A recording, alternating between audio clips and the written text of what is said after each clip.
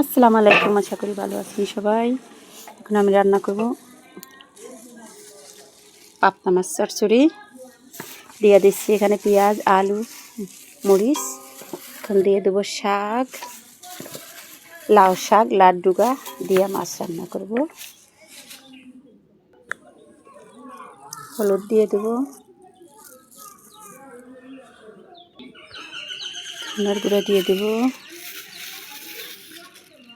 লবণ দিয়ে দেবো। এখন একটু হালকা মাখাই নেব।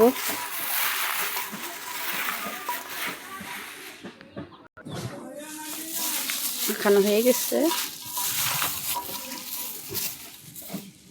মাছটা দিয়ে দেবো।